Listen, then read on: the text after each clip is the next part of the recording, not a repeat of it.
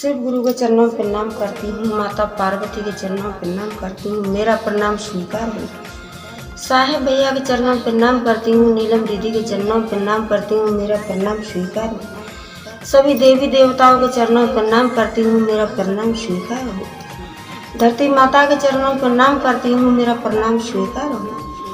सभी गुरु बहन गुरु भाइयों के चरणों में प्रणाम करती हूँ। मेरा प्रणाम स्वीकार हो। माता पिताओं के चरणों में प्रणाम करती हूँ। मेरा प्रणाम स्वीकार हो। साहेब भैया नीलम दीदी के माध्यम से हमें 3 सूत्र मिला है। पहले में दया मांगना है, दूसरे में चर्चा करना है, तीसरे में 1 से 8 बार से प्रणाम करना है। दया किस तरीके से मांगना है कि जैसे दरवाजे पे भिखारी आता है, माँ भिक्षा दे दीजिए, माँ 2 दाना दे दीजिए, माँ कुछ कपड़ा दे दीजिए। दया से, भाव से, प्रेम से, बड़े प्यार से दया मांगनी है। गुरुजी से आंचल फैला के दया मांगनी है। गुरुजी दया कीजिए, महादेव दया कीजिए। इसी तरीके से दया मांगना है। दूसरे में अनजान व्यक्तियों को हमें बताना है, बहन हम शिव के शिष्य बन चुके हैं, आप भी शिव के शिष्य बन के देखिए। भाई हम शिव के शिष्य बन चुके हैं, आप भी शिव के शिष्य बन के देखिए। शिव बहुत दयालु हैं, बहुत अच्छे हैं, बहुत दयावान है। वो गुरु हैं। देवों के देव महादेव को सर्वश्रेष्ठ माना जाता है। देवों के देव महादेव को सर्वश्रेष्ठ माना जाता है। इसीलिए सबको बताना है, क्योंकि एक जीवन में एक गुरु होना चाहिए।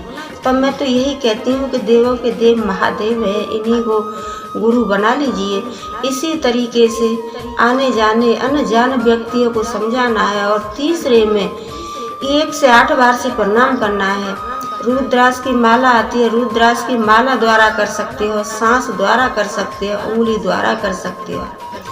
आइए आप सबका भक्ति भंडार में स्वागत है। मैं कमलेश भक्ति एक शिव चर्चा सुनाने जा रही हूँ। शिव चर्चा अधूरी सुनने पर देवों के देव महादेव का अपमान होता है और पूरी कहानी सुनने पर सम्मान होता है। इसीलिए पूरी कहानी सुननी चाहिए।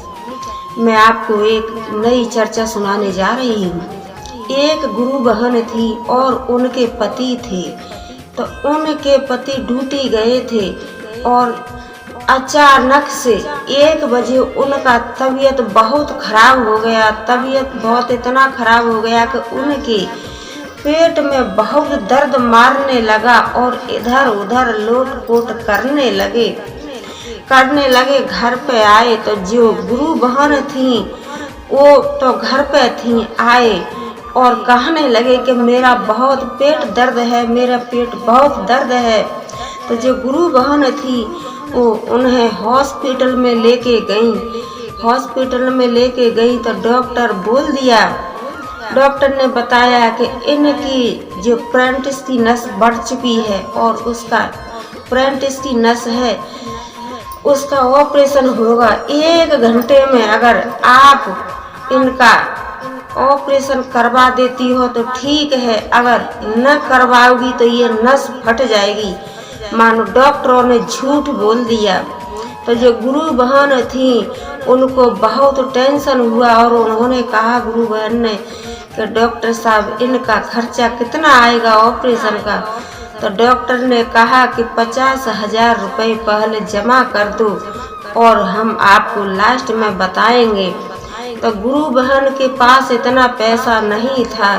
तो वो बेचारी रोने चिल्लाने लगी और अपने देवों के देव महादेव पर उन्हें संपूर्ण विश्वास था। तो अपने गुरुजी से हाथ जोड़ करके और अपने मन ही मन में दया मांगने लगी, हे देवों के देव महादेव दया कीजिए, हे गुरुजी दया कीजिए।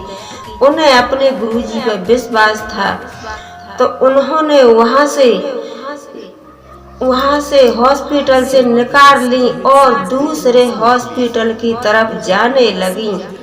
जब दूसरे हॉस्पिटल में पहुंची तो वहाँ पे भी अपना देवों के देव महादेव का और अपना गुण ज्ञान करने लगी। 3 सूत्र का पालन करने लगी और मन ही मन में अपने गुरुजी का नाम लेने लगी और कहने लगी कि हे देवों के देव महादेव, आप हजारों साल से चले आ रहे हो, आप तो बिन सोचे समझे हर किसी को वरदान दे देते हो। हे गुरुजी, आप मेरे को भी आज दया कर दीजिए, मेरे ऊपर भी दया कर दीजिए। इसी तरीके से गुरु बहन रास्ता में भी करती गई और हॉस्पिटल में भी देवों के देव महादेव से दया मांगती रही।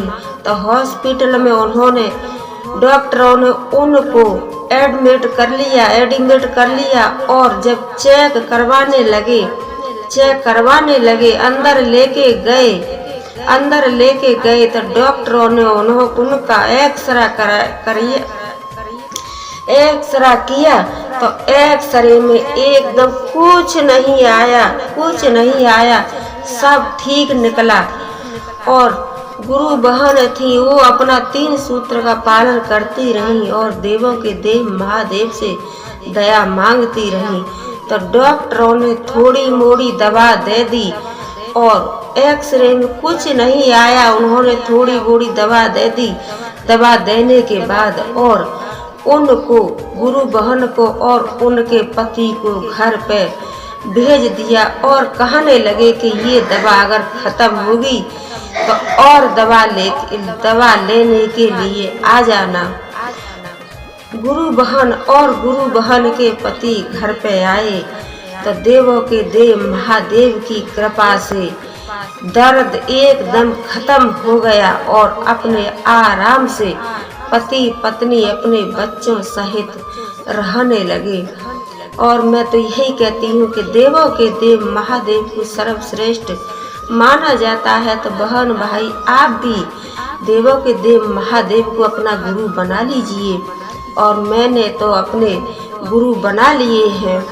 और मेरी वीडियो को लाइक शेयर कमेंट सब्सक्राइब कीजिए और बाद में हर हर भोले जरूर लिख दीजिए। हर हर भोले, घर घर भोले। ओम नमः शिवाय।